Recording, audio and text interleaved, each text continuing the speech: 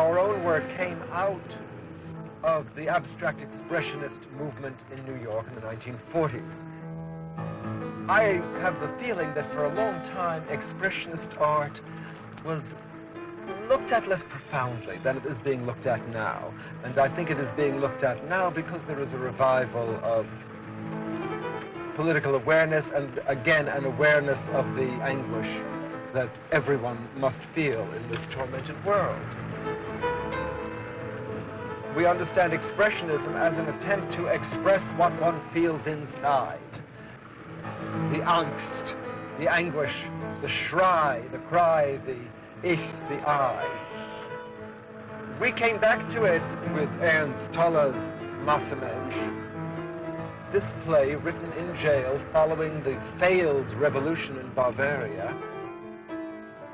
While he was in jail, he wrote several plays, including this. It is a play which is in 7 pictures, he calls them. And I think the word picture is very much a guide to what he wanted, of which 4 are presumably reality, though very much like dream pictures, and 3 are dreams. Cachez! Ce soir, c'est lune! Oh condamné, on ne peut jamais nier la dernière prière.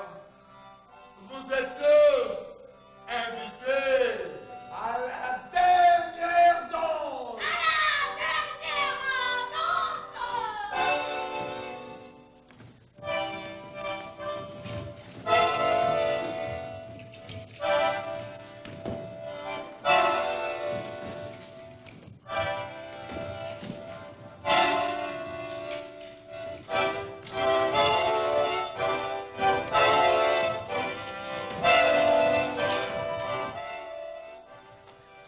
When we met, it was very clear that we were both interested in the theater. But I met Judith essentially at an actors' club, a place called Genius Incorporated at that time in the St. James Hotel on West 45th or 46th Street, West 45th Street, I think. Through a mutual friend, a playwright by the name of William Marchand. He wrote a thing called The Desk Set, and later a memoir on Noel Coward. And all I did was buy him a meal at the automat. I was standing in the doorway of this actors' club eating a piece of chocolate, and Will Marchand, walked up to me and said, I'm so hungry, will you give me some? And I said, for heaven's sakes, here's the automat. And we went in, and I had a whole $1. And he was impressed. I certainly threw my bread upon the waters. He said, I must call a friend of mine who I know will be a person that will be the most important person in your life. Wait here, have you got a nickel? I believe I paid for that phone call. Very likely. Yes. We spent the night together until early dawn.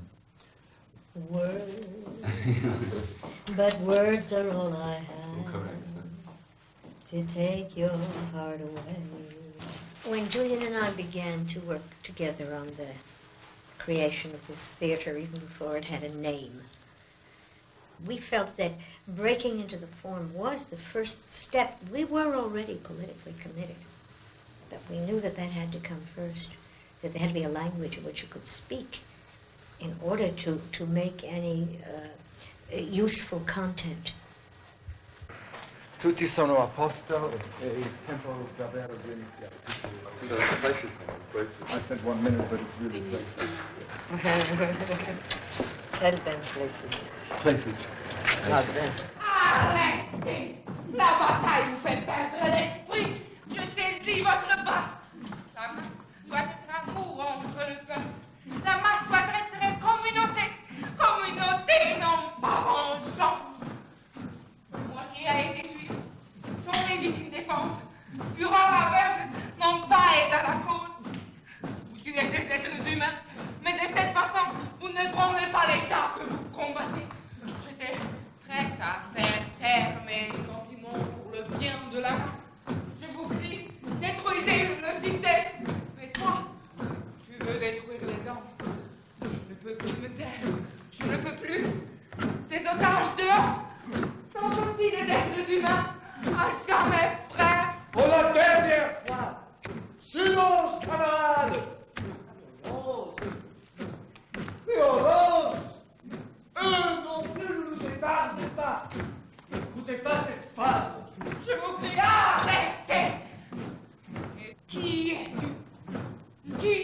es-tu? Assassin ou rédempteur? Assassin ou rédempteur? Oh, son nom, ton visage, tu es... Détruisez la haine, détruisez la vengeance. La vengeance n'est pas élan novateur. La vengeance n'est pas changement. La vengeance est une arche qui tue, le pur, l'ardent, l'inébranlable élan vers la révolution. Violence, and not only violence, but people's unpreparedness to understand a commitment to nonviolence destroys the revolution and turns the revolutionary impulse into a bloodbath. Toller had come through a period very much like the period that we came through very recently, in which there was an enormous spurt of revolutionary fervor, in which there was an energy that made us feel that we could, within a very short period, certainly before 1980, change our entire form of structuring our lives in the world, how we eat, how we live together, how we work, how we supply our needs, how we educate ourselves and our children. We thought we were going to change everything. Ils reviennent à Paris avec toute la troupe du Living. Nous leur devons beaucoup à ces deux-là. Je ne vais pas vous faire l'historique de ce qu'ils ont fait depuis les années 50 à New York, en Europe, dans leur quête, dans leurs errances, dans leur fuite à travers le monde. Julian Beck.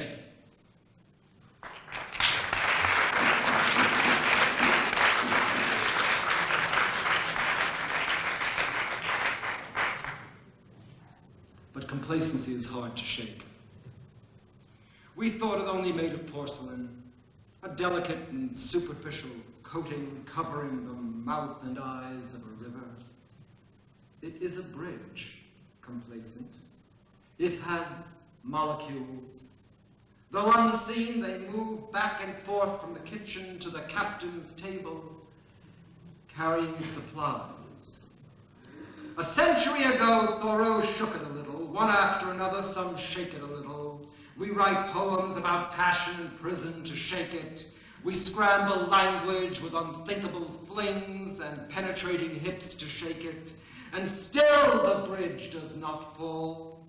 I proclaim the cliffs of beauty set against the famous sea of sodomy to shake it. Prenderlo nel culo è una cosa bellissima. See the Shekinah by my side. She is the wandering exile's bride. I have no house, I have no home. I park my shoes inside my home. I am afraid. Personally, I couldn't make a daytime work schedule. I like my hours the way they are, but that don't make me no better, man. Nah. When Jack Gelber brought us the script of The Connection, we were immediately turned on by it because, as I remembered, it was within 24 hours that we were sure that we were going to do this play. I looked at it, I read it, I gave it to Judith with great excitement. I don't know whether I said to her, "This is the next play we're going to do." I think you did. I think you did. She read it and she said yes. And one of the things about it that was among many, many things about it that were attractive to us was the fact that it implied that at last there was a text which would make it possible to at once be real on the stage without feigning realism, without reaching into all of the falsifications of a superficial psychology in order to create a character. I'm dreaming of a white Christmas, just like the ones I used to know. Yeah. You know we're living in a white society.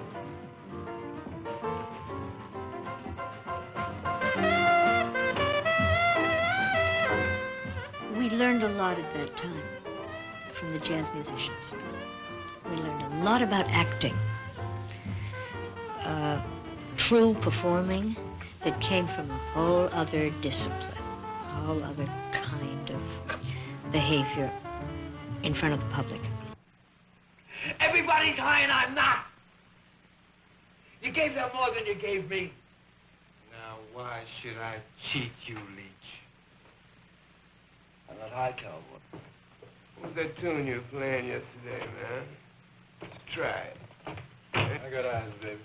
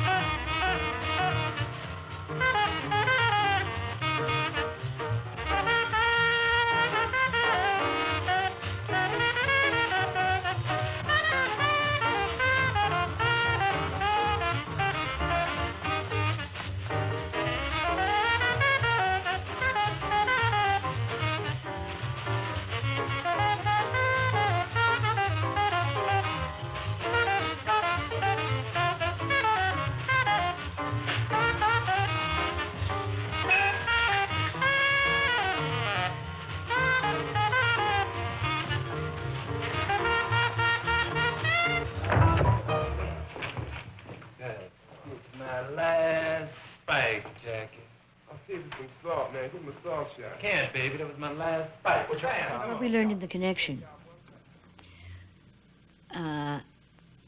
in terms of the present commitment of the actor to the really present music, which had no fiction,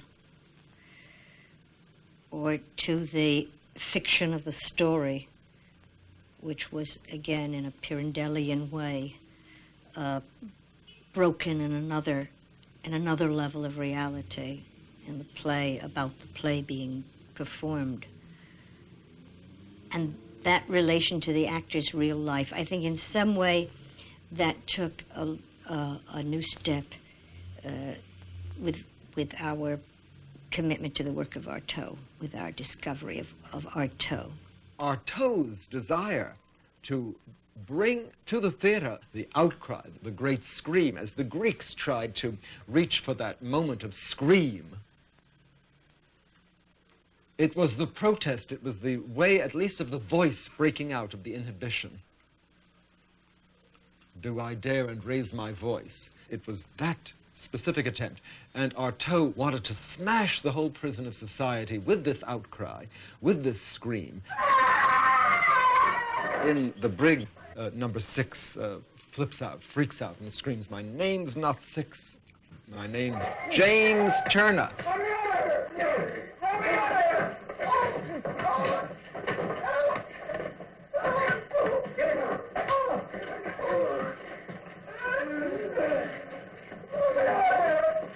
There's no way to break out except through madness. That was what Artaud was talking about. He wanted the theater that was mad, was crazy, because through this craziness we might find out who we really were. He himself went mad in order to find out who he really was. He himself went mad in order to be able to write the divine things that he was able to write, madness being one of the ways of tuning in to that which all of the barriers of our prison structure prevent us from tuning into. The Brig was a play which was a protest against authority and a protest against the enslavement not only of prisoners, or of the abuse of prisoners by an abusive prison system epitomized by a Marine Corps prison, in which the prisoners were reduced to an ostensibly slavish condition of automata, in which they were capable of existing only as vehicles of obedience. It was a protest against the very concept of power. The Artodian effect was to make one feel the pain of this slavery and to try to arouse in the public a desire to dissolve the authority. The theme of the world as prison, which we learned from Piscator and which was a repeated image. And there certainly has been a series of the play coming true, that the Living Theater as a group, and Julian and I have spent periods of time in prison. We've done theater in prison. And we've never spent time in prison for anything that we aren't proud of. Proud of having done and support the action that we took that led us to prison. Perhaps the most dramatic event of this series of events was the closing of the Living Theater in New York, during which we were playing The Brig, in which we were more or less besieged inside the theater on 14th Street. Maybe you can tell the story, Julian, in more detail. And where, after a long siege of trying to hold on to our theater, trying to keep it open, trying to get support, political, financial, municipal, popular, the streets were filled with people chanting in our favor around a police line. We had launched 3 general strikes for peace. We had been tangling with the authorities all the time. We did this play, which harshly criticized the Marine Corps system. Howard Taubman, who was then the critic for the New York Times, called for a presidential investigation of the United States Marine Corps prison system, and bang, the Treasury Department, which had been playing, as it were, ball with us in our the problem about paying taxes, even though we were a tax-exempt institution, suddenly marched and closed the place up.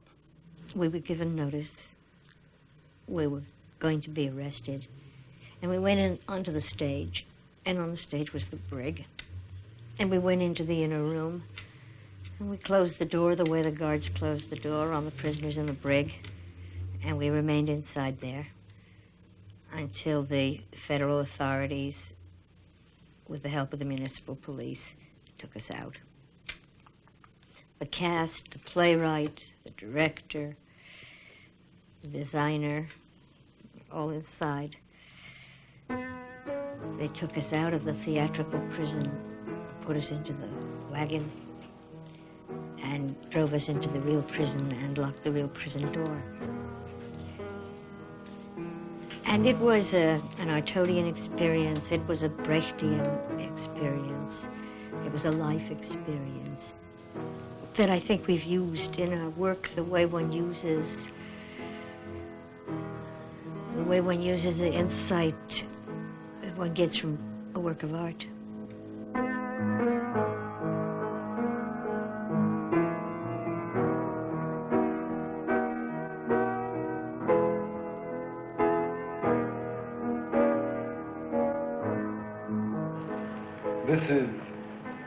This is Julian Beck talking, and it is over 2 years now since the Living Theater, split the States, and as always, the time with us, for us, has been adventurous and creative and often difficult and very, very rewarding.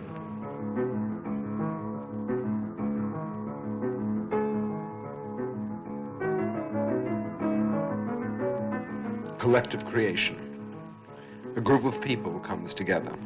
There is no author to rest on who wrests the creative impulse from you. Destruction of the superstructure of the mind. Then reality comes. Affinity to Caroline. Suspect spotted in northern part of ISIS, moving the northern part over.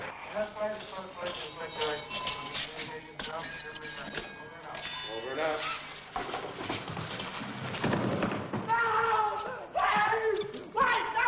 Wait a minute! Don't make me go back there! Wait a minute! I don't want to go up there! Get him up! Please! Ow! You're hurting my leg! Stop!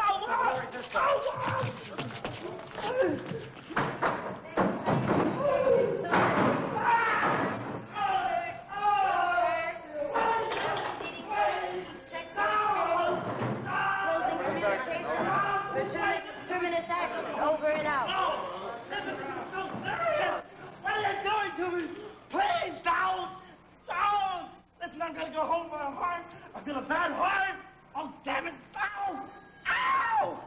Ow! Shut up! No!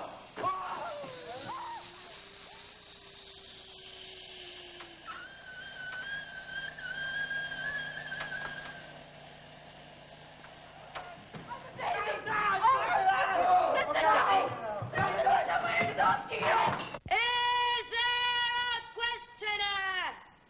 Yes. What is his name? Victor Frankenstein. What is the question? What is the secret of life? 5 times 5 is 75. 6 times 8 is 98. Electric eye and tooth and feet are all you need to make real meat. But turn the creature on!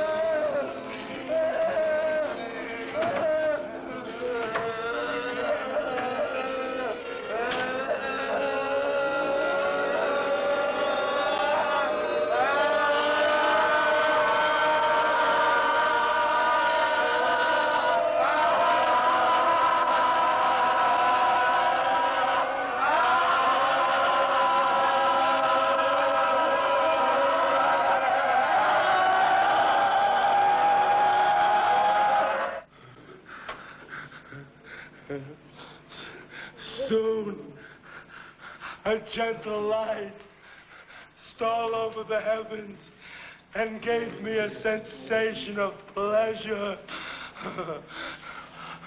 I started up and beheld a radiant form rise from among the trees. I gazed with a kind of wonder. I felt light, hunger, thirst, and darkness, innumerable sounds. The strange system of human society was explained to me, of immense wealth, of squalid poverty, of rank, descent, and noble blood. And what was I? Of my creation and creator, I was absolutely ignorant. Was I then a monster, a blight upon the earth, from which all men fled? I learned that there was but one means to overcome the sensation of pain, and that was death. Violent revolution breaks out in the world prison. It is Victor Frankenstein's final solution, his last desperate attempt to resolve the question, how can we end human suffering? And the whole world burns down. And out of the ashes, the creature forms itself again and menaces with searchlight and net the whole world. The creature simultaneously menaces civilization and is civilization. It is civilization menacing itself.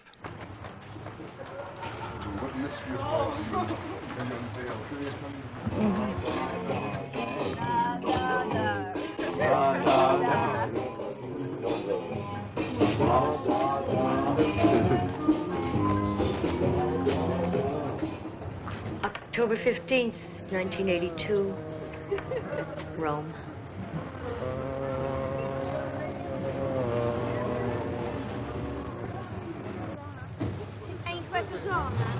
We could try that one, huh? Io questa zona non conosco.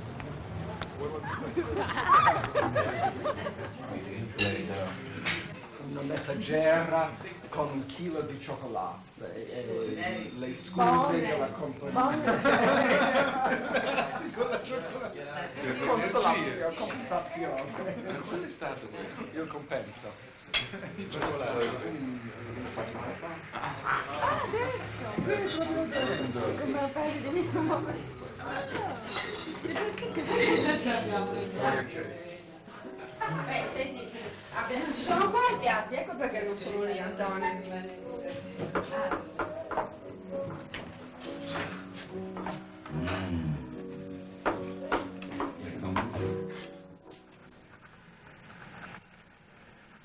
The first time I put on the black silk panties, I got a hard-on right away. I felt humiliated in the garter belt. It felt good. I became a prisoner in the high-heeled shoes. I had hot and cold flashes. I was delirious.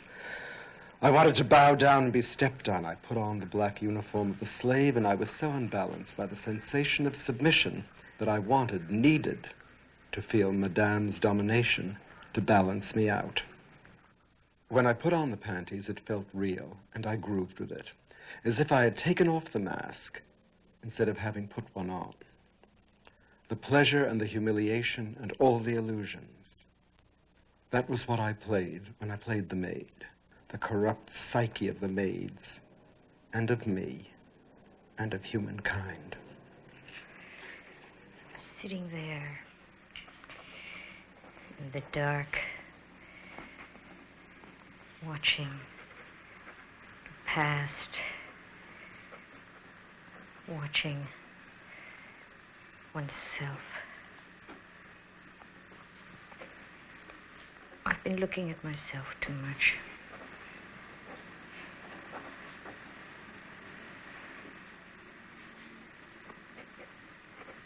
It blurs the vision. All this Lot's wife. Looking back. And don't my eyes fill with tears?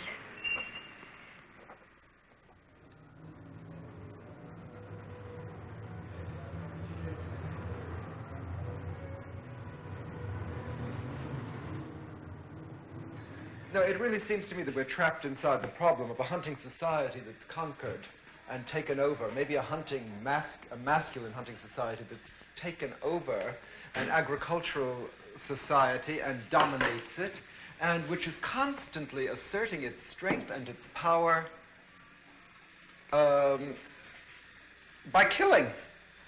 He who can kill the most becomes Rome.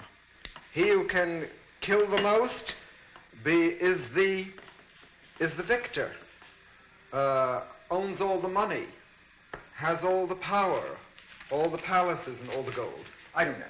But in any case, we know that we have a warring society. We live constantly in a state in which we feel ourselves menaced by war, threatened by destruction. People tell me that they're afraid to walk around in the streets of New York all the time.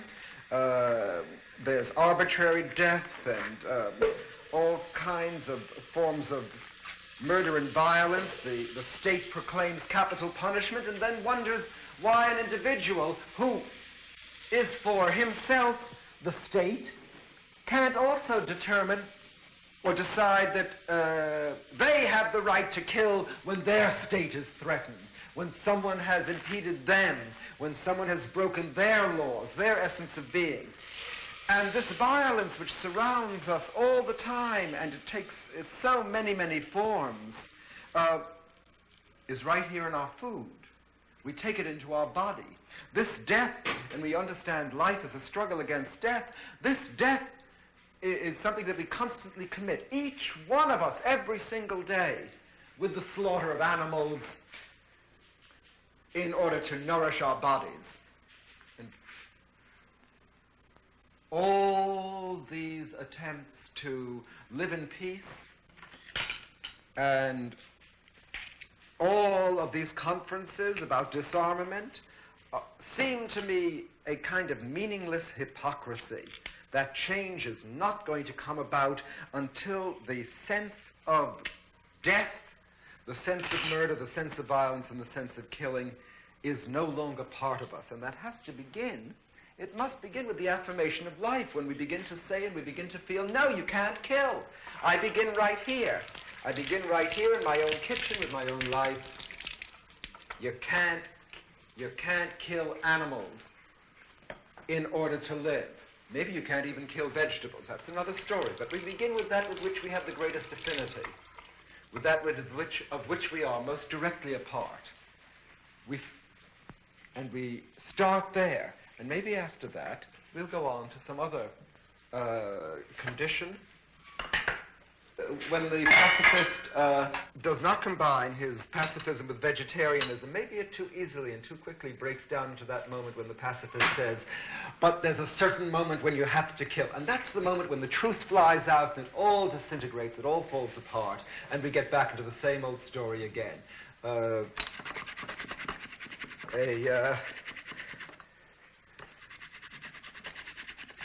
A.J. Muste once referred to the hypocrisy of the person who is being a pacifist between wars is like being a vegetarian between dinners. And I think it's part of sensibilization and of the struggle to increase our sensitivity. Gandhi said, you don't believe in it? Do it. Put on the mask. The mask then will become your face. You make a choice for an ethical action. You're not convinced. You like the taste of meat. You've been brought up on it. You've been bred to it. You have certain things in your character which yearn to satisfy aggressive impulses by chewing on the blood and flesh of other creatures. No, you say no. And you opt for the vegetable instead, and then you begin to dig it.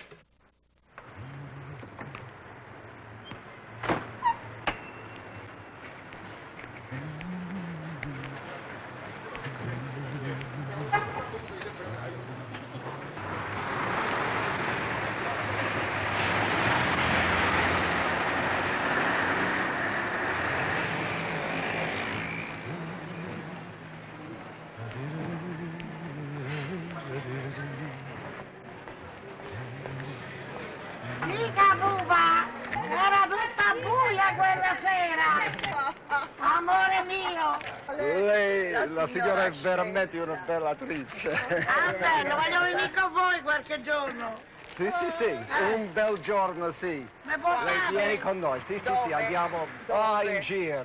Giriamo, sì. Oh, va bene. Anche dappertutto in Venga, Europa. vi regalo questo, lo vuole? Ma certo. Per voi, L'aglio è prezioso, Io per voi do la vita. Sì.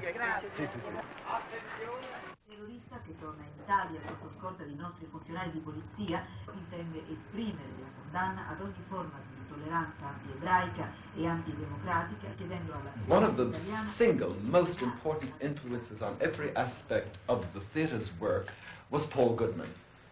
Paul Goodman, a figure who is beginning to be known a little more in Europe, but very, very, very lightly, but whom I was met when I was very young. I think I was 19 at the time. It was a period in my life which was a significant moment because it was a summer that I spent in 1944 during the war years in Provincetown. And I met a number of people then, or cemented certain friendships at that time, which had made an enduring impression on all of my life. But along with Jackson Pollock and Tennessee Williams, whom I also met then, and Hans Hofmann, who I got to know, there was Paul Goodman. Paul was significant because he was an uncompromising artist. He was concerned with the discoveries of modern art and their influences on literature and on theater in terms of, let us say, the Cubist approach of examining the planes of reality, finding their real shape, and finding a form to contain them and express them. And he was uncompromising politically. It was Paul Goodman who, when I attained my legal majority and was about to vote, I said, "Paul, whom are you voting for?" He said, "I'm an anarchist, I don't vote." And then explained, I don't give my power to somebody else to tell me what to do. Somebody who, by the way, as we all know, is more likely to be a psychopath than a really intelligent,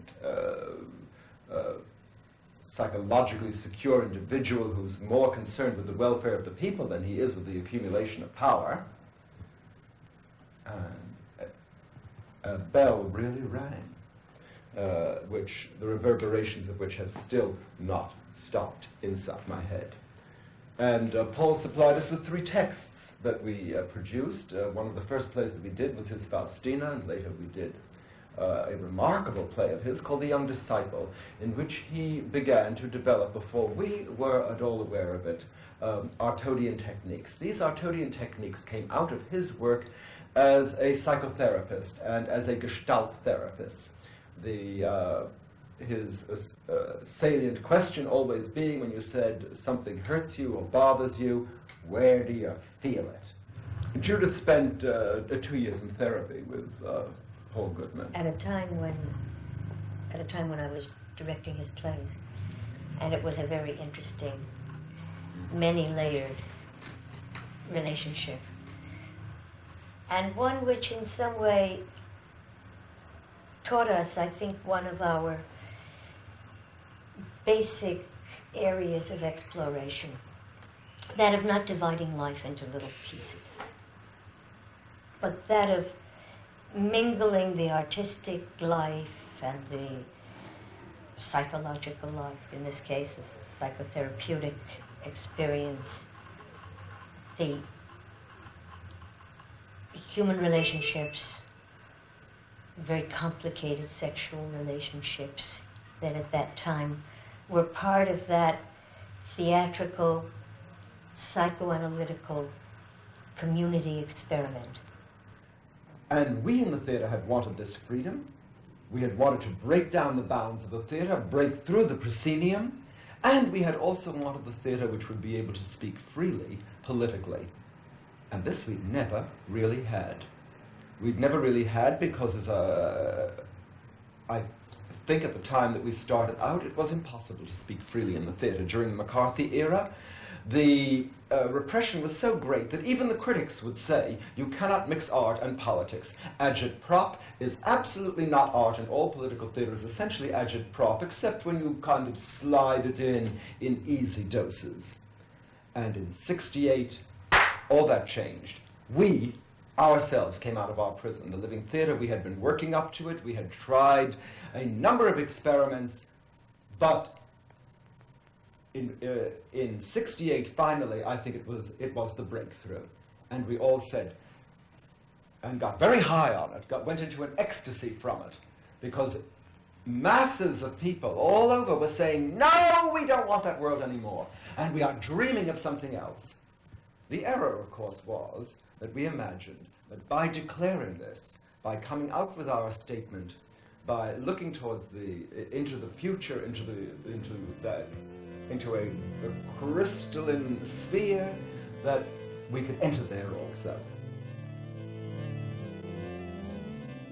When the French Revolution of May '68 took place, there was this great feeling. There were 11 million people on strike, and there was the great feeling that, yes, now it's all going to change. Nobody is going to have to be a slave anymore.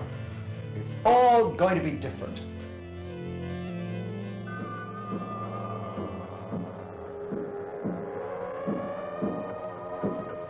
we were not prepared, nor did we calculate the great strength of established power.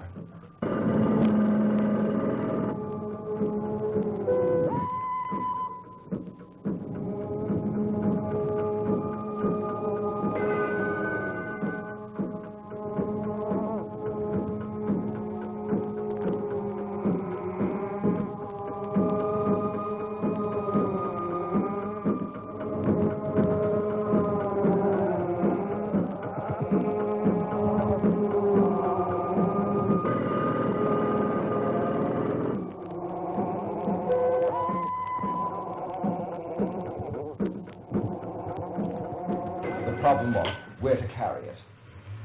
An event such as the occupation of the Odeon was a very significant event.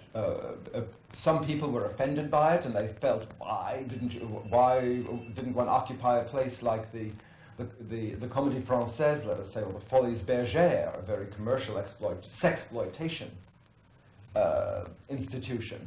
And the answer was, really, the feeling was that we did not want the highest expression of art in our culture to be the property of the state, of the government.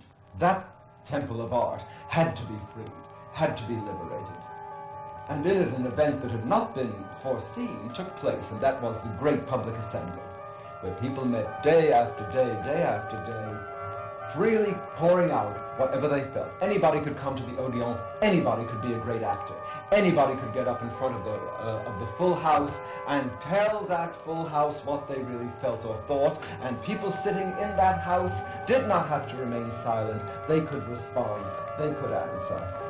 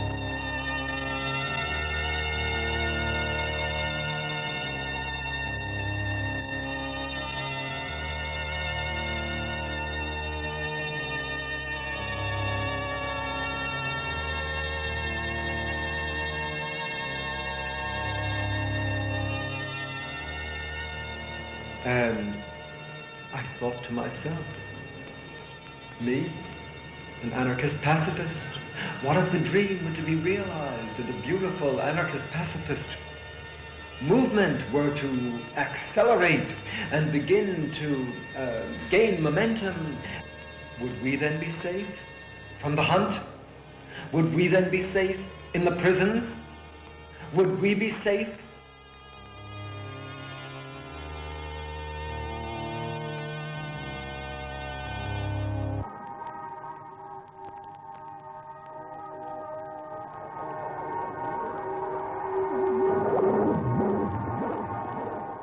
Racing through the streets. We're too close, I whisper as the front line moves back toward us.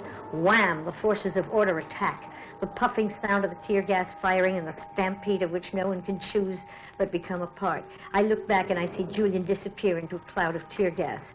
I don't mean to put down the degree of political commitment that these young people have, but in actual confrontation, the commitment and the ideology become the concentration on the battle.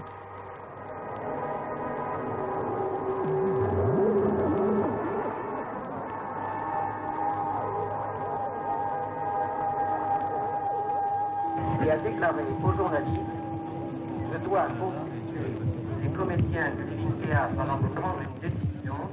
In Avignon, which followed those May events in the months of July and August, we did the premiere of Paradise Now. Que Julian Beck avait décidé de retirer Paradise Now. Voilà exactement ce qui s'est passé hier. Par conséquent, Julian Beck a déclaré hier. The Living Theatre, our daily play, de se retirer du Festival d'Avignon. Premièrement, parce que tant que le mot d'interdiction a été prononcé, Paradise Now a été interdit par la municipalité sous menace d'action répressive et judiciaire.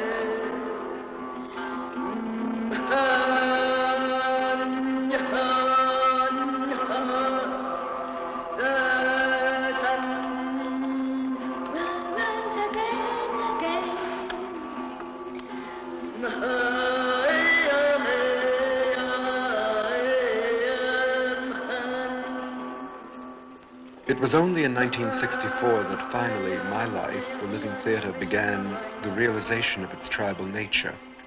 And when in January 1970 we divided, it was not to perish, but to go through a self-imposed ordeal in order to rebuild our tribal reality with a more intense conscious effort, in order to outwit the forces which seek to smash all tribes forever.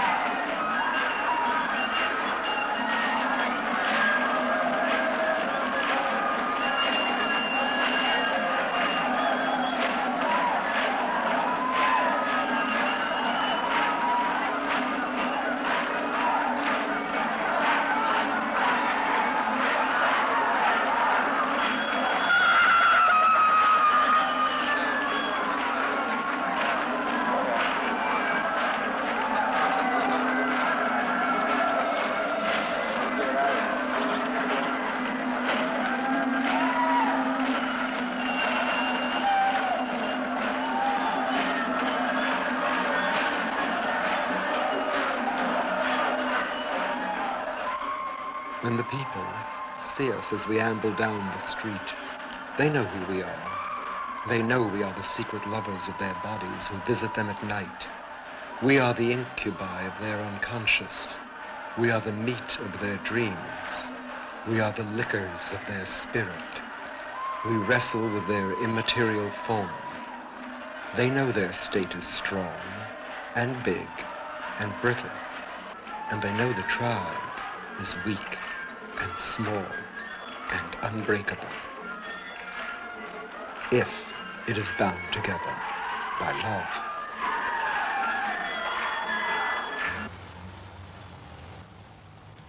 On the 10th of January, we reached the last paradise, the Berlin Sports Palace, where Goebbels cried out, "Do you want total war?"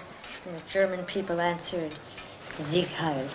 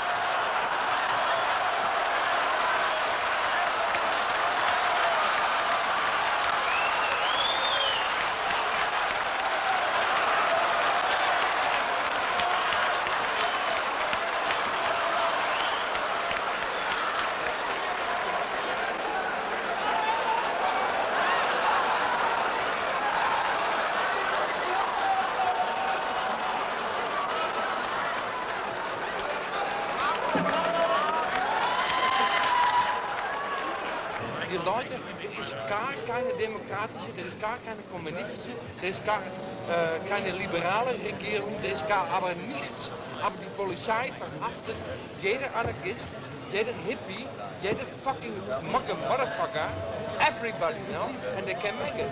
So, und was willst du dann tun? Was machst du dann? Was willst du tun? Du kannst nichts tun. Du kannst nur von drunter, die underground. Underground. Underground. Underground. The big brother is immer da. The big brother is immer da. You mean leave them here talking? Important for them. So that They maybe have this is the already. most real point. They make you I think we already. might do that. You can do what you I don't know want, but the what big level brother you're is talking. there. Just There there's are a 5 of possibility. them. Who are you for them? They just kill you. They kill you. They kill you because you are danger for them. What do you want? Revolution? Revolution? Come on, make revolution. All you, make revolution. This theater is in your life. This is your life. This is our life. It's clear. It does matter to me. And I'm gonna flip out every day to blow your mind. You know why? So that the next day you blow her mind. Because it is the same thing in New York, and it's the same thing in San Francisco, and we have to make this clear. This is the struggle. That I'm flipping out and you're saying what? That is the struggle. Tomorrow you have to flip out so somebody else can say what? In jedem Fall, in jedem Fall, das Theater ist in der Straße. In der Straße. And we found that there were several currents that composed those 35, that lay underneath all of those 35 members of the Living Theatre at that time. There was a group which really wanted to concentrate on spiritual studies. This group wanted to go to India. There was another group which had no desire whatsoever to go to India, but wanted to concentrate on the creation of political theatre. That was the group that Judith and I, in fact, wanted to work with. New York, Paris, London, Rome, Madrid, these were the centers of our grand success. And yet we were aware of the fact that the coffee that we enjoyed drinking, you know I like coffee, it's one of my vices, that we enjoyed drinking in the morning was being produced, harvested, grown by people who were barely paid enough money, in fact, to pay for their own coffee. And we felt that we wanted to bring our art, bring our work to those areas where it might help in some way in the, or for the liberation of those people. And so in 1969, 1970, we decided to divide into several groups. One group eventually did go to India, did work in India, did study in India for 2 years, and did return to London with a play. And the other group, the group that I worked with,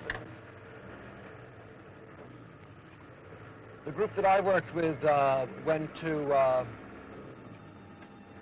Brazil. And while we were in Brazil, we worked on trying to develop means for using the art of the theater to inform people about what was going on in the world, especially people who couldn't pay the price of admission, who couldn't go to the theater, who weren't educated to go to the theater, for whom theater had no meaning in their cultural conscience. And we did work in Brazil for a year until we were busted. Thank you.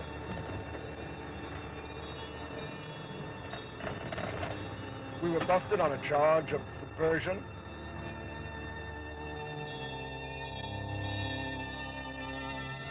We walked up the steep, stony street. The police car stopped at the foot of one of the hills. 3 police approached us. I said to Julian, this is a bust, just from the look on their faces. One of them took my arm, another took Julian's. You're under arrest. The police were very serious, even grim, as they opened the back of the truck. I said, I'm afraid. Julian said, be brave. The door opened at the familiar entrance to the small jail which we passed every day for so many months. I was led to the doorway of a small cell. Inside were Mary, Birgit, Sheila, and Pamela. The cell was incredibly dirty. An adjoining toilet had been broken off below the bowl and shit floated on the floor. We were trying to be cheerful. We could hear the men across the courtyard and we sang to them. The blues, 𝚃𝚑𝚎, and We Shall Overcome. When the door was opened, we could see them at the window. They sang to us. It was sad and romantic. A sudden burst of police into a quiet scene, a disruption of everything, a sense of the end of the work, a sense of the ruin of our plans for the play.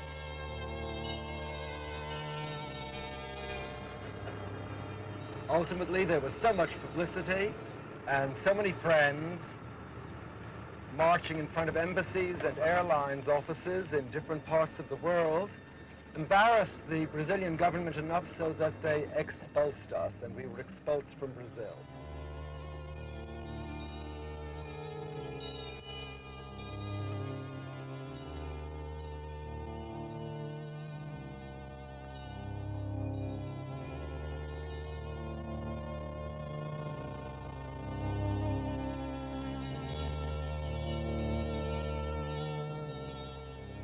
The dream mama enters. I hold a crepe paper switch. We are swathed in violet cloth, a violet bandana on my head. Crepe paper bands dangle from my wrists. I look with disapproval on the free movements of the children. I switch and whip them into a spin. They spin till they are dizzy. They fall. When they've all fallen, the mama stands above them. The narrator cries out his last, "Please, please forgive me." Starting with a low hum, the children rise, make a rising sound, a sound of uprising, and the big mama is toppled by the children. She falls. "Fly," they cry, and the dreamers, who are still bound to their mother, fly. The cords break in mid-air. "Mamma mia," Isha cried when the big mama fell. But after all, it was her own mama. It's the trauma of every theater child who has to learn about the make-believe, only to unlearn it later. Give us Every something. time. You fight, we have nothing like that. I'm thirsty. Laughter. Laughter. Kind laughter. Laughter.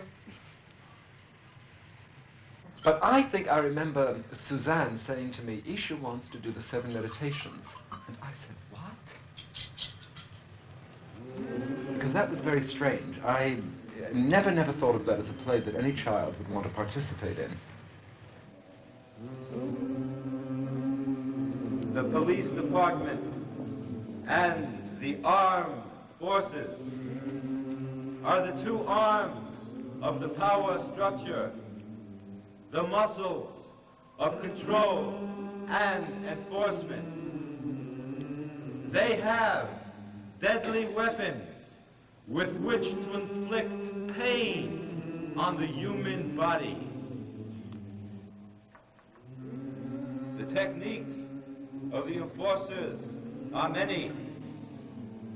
Firing squads, gas chambers, electric chairs, torture chambers, the garrote, the guillotine, the tightening rope around your throat.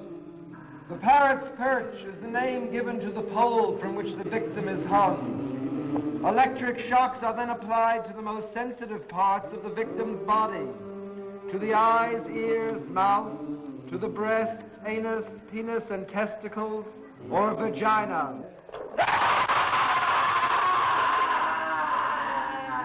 The machine used for administering electric shock in Brazil, among other countries, is a U.S. Army field telephone generator manufactured in the United States by I.T&T. When we went to Brazil, we began to develop this project which we call The Legacy of Cain, named for a series of novels which the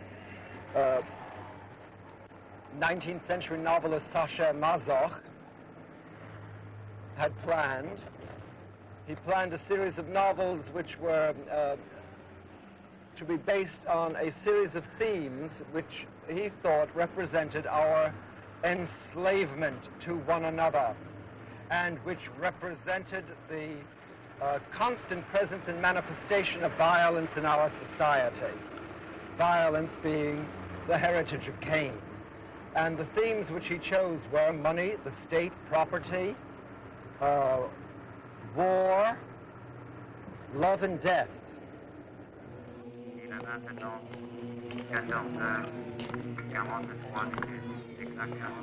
Au symbole d'une culture où la mort est quotidiennement et subtilement distribuée, au terrain maudit où nos morts sont comptés et décomptés à la chaude fond. À la maison de la guerre, de la force, de la violence, où la loi des maîtres pachas tord le sang des gens de la chaude fond. À la maison de l'argent, où les gens sont enchaînés au travail quotidien, presque toujours haïs à la chaude fond.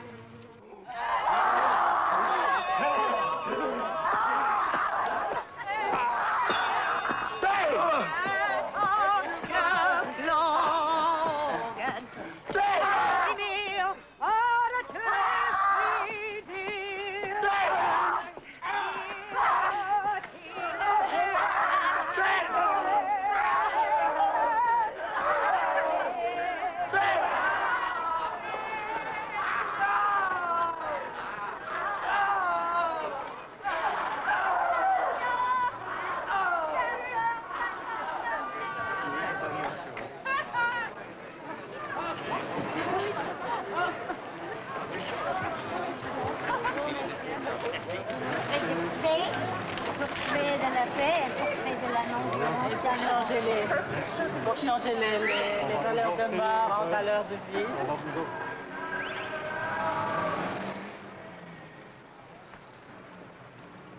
Banque nationale! Banque nationale!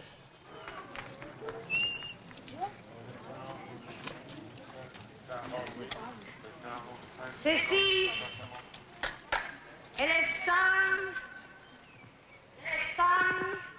rendues esclaves par les hommes sous les gouvernements dirigés par les hommes pour 10 000 ans.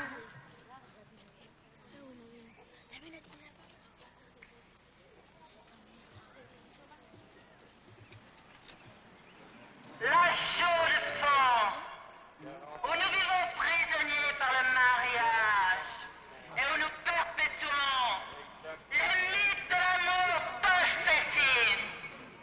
Où la coutume sépare nos corps. Où la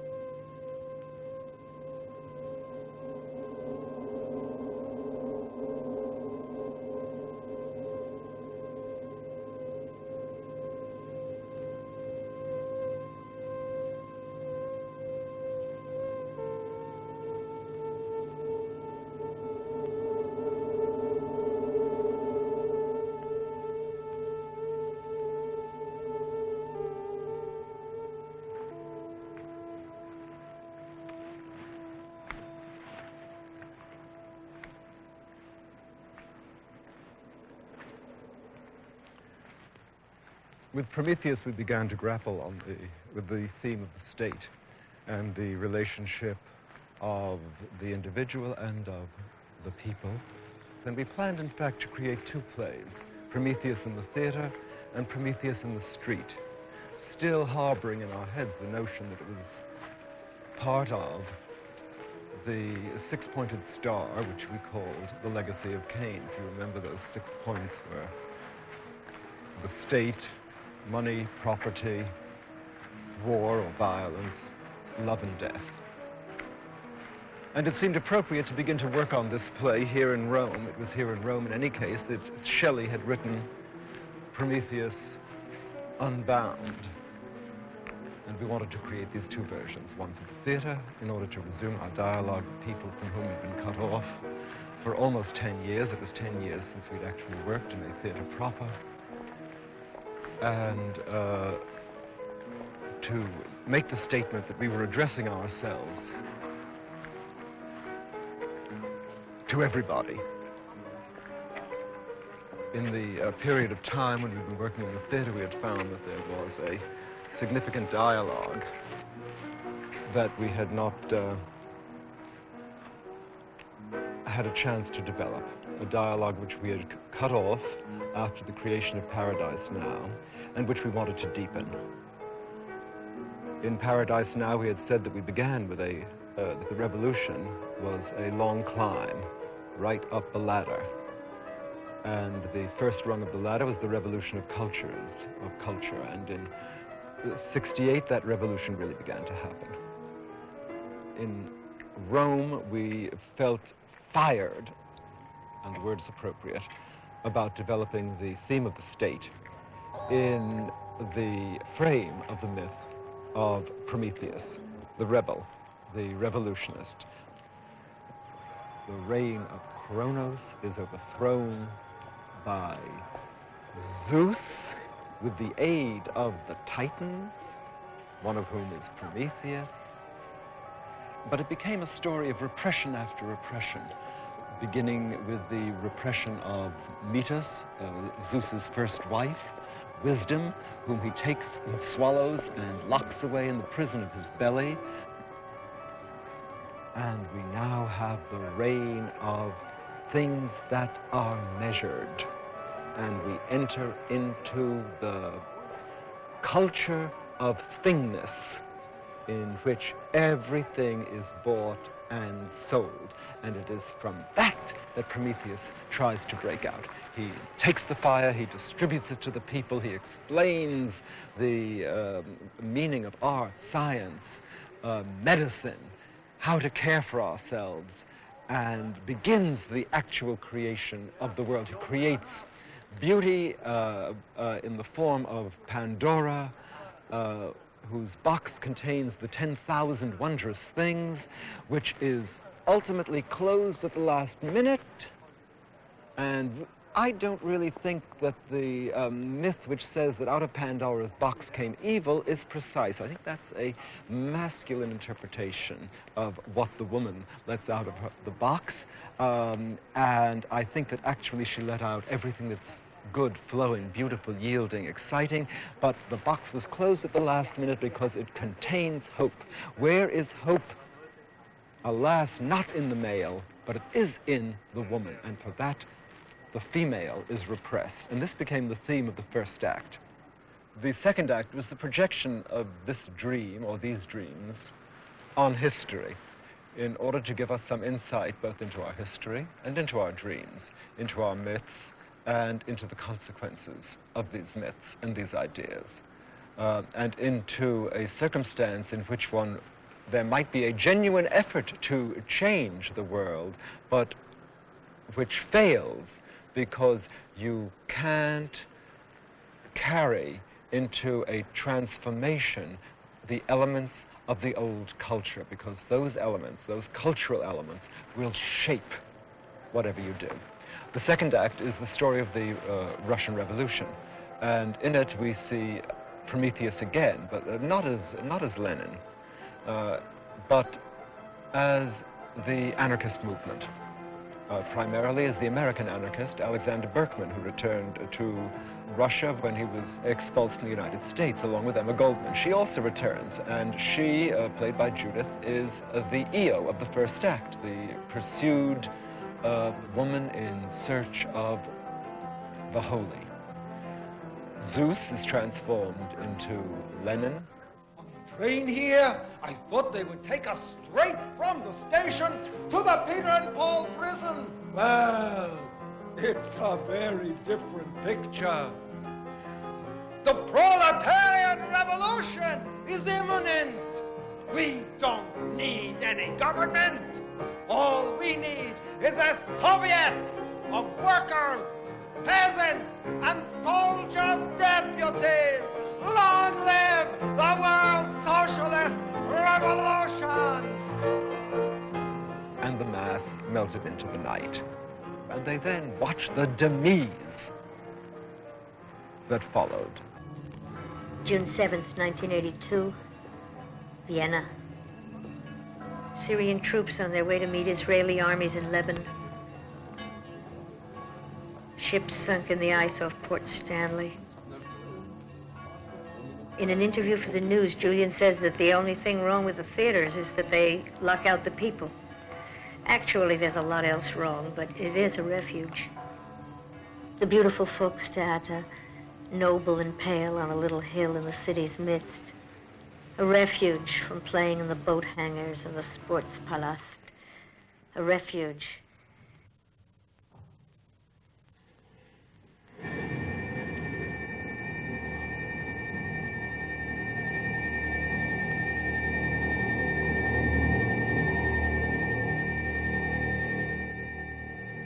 Fusion of metals, some forms from our own history, alchemical process, Promethean fire.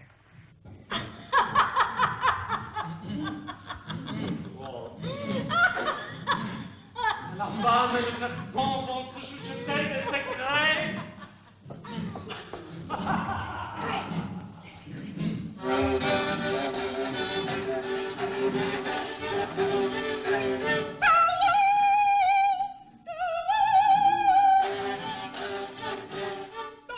About coming out of primitive forms as in the Bronze Age by a fusion of forms, Shaw and Kandinsky. The concrete world of Shaw's realistic fantasy with the abstract, expressionist, surreal futurist vision. Lord Bernard Shaw.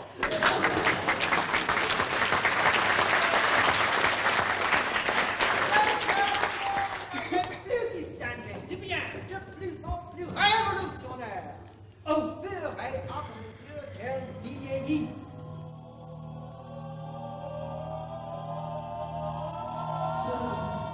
Les choses pourraient être différentes, si complètement différentes. Une femme chevauche à travers des plates prairies vertes. Je ne peux voir la fin de ces champs. La femme est vêtue de rouge. La femme se tient droite sur la selle sans bouger et fouette le cheval. Ne pensez-vous pas qu'il serait préférable que le cheval mourût? Es wird ja immer weißer, durch weißen, heißen Schaum.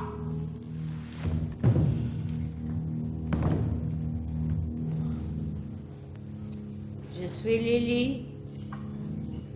J'ai toujours attendu pour voir ce qu'il ferait le lendemain. la vie est sans fin. Et bien que de ces millions de demeures étoilées, beaucoup soient vides et beaucoup l'ont encore édifié. Et bien que son vaste domaine soit encore atrocement désert, ma semence un jour le remplira jusqu'au confin le plus reculé. Et pour ce qui peut être au-delà,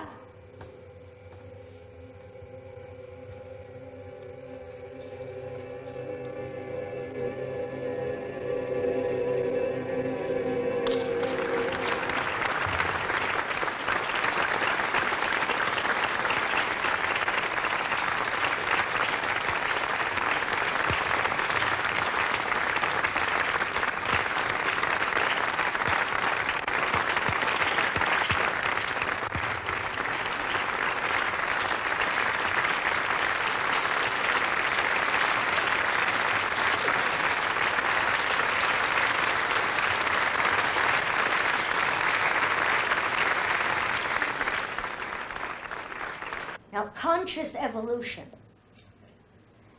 certainly as Shaw describes it, and as Kandinsky feels it, means to give us the hope that we can, by our will, by our decision, and our internal strength to carry out our decision and to help each other carry out our decisions, by that act of will that we have individually and together, we can make the change go the way we want. September 28, 1982, Paris. Performance of the Madhouse play. Serena remains outside the door and ushers each patient through into the hands of one of us.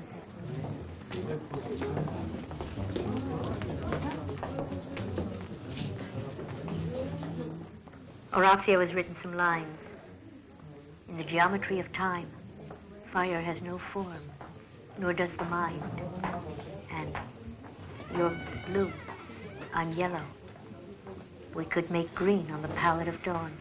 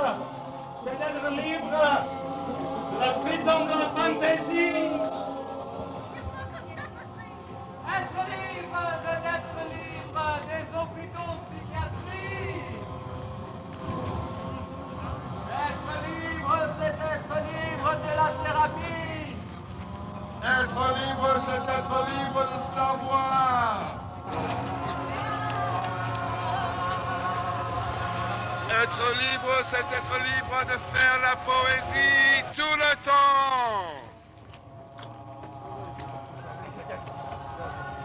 None of us is free until we're all free. All or nothing. That's the only reality. Utopia. Paradise now. Love is perfection.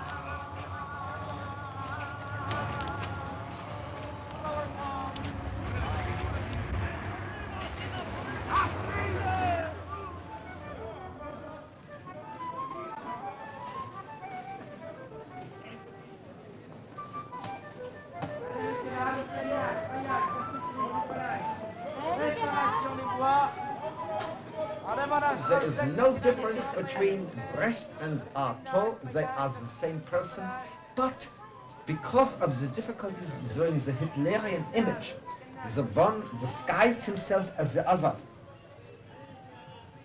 Thereby escaping detection. Right, even of the literary sleuths.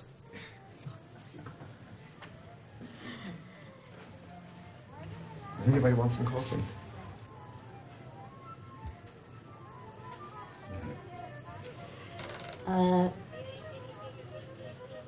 Let me take these two writers to represent what they represent for the intellectual public, the Artaudian and the Brechtian.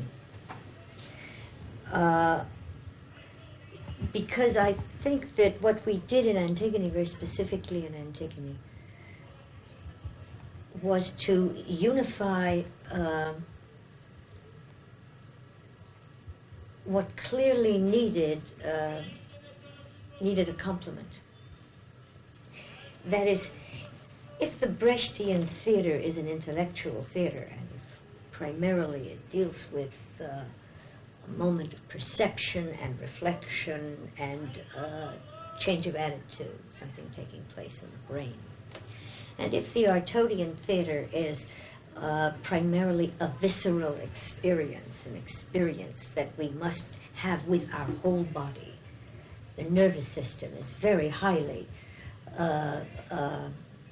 in play in the Artaudian experience. The Artaudian experience is a neurological, therefore very diffuse through the whole body experience. It takes place in the guts, it takes place in the trembling, your whole skin can crawl, you can get hot and cold all over.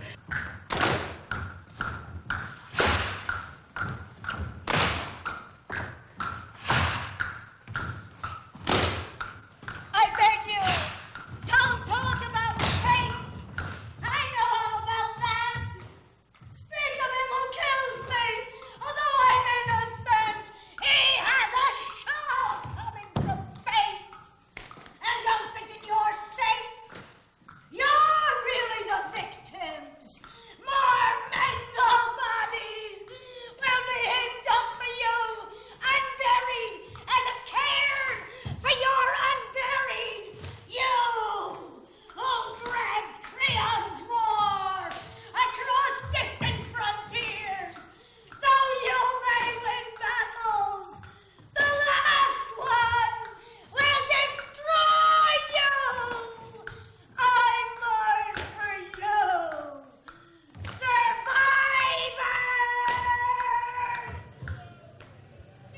taking this mathematical explanatory play and this explication in the bridge lines and this intellectual development, which is so exquisitely structured from Sophocles through Hölderlin to Brecht, and giving it in the forms as we create them on the stage, the bare stage with only our bodies, therefore again underlining that these are all the forms there are.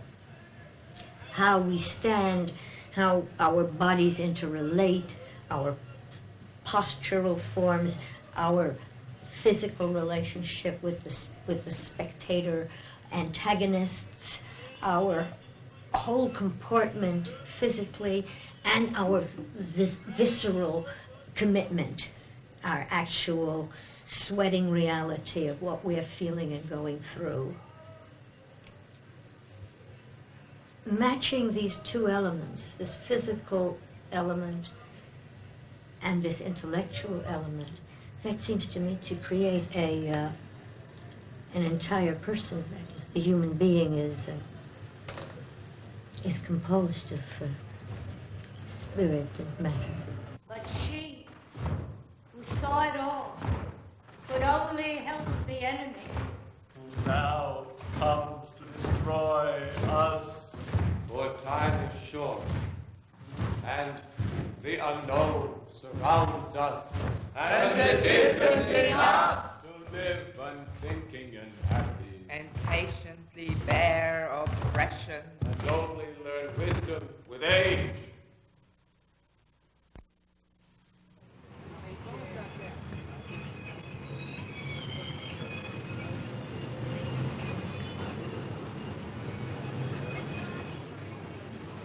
You can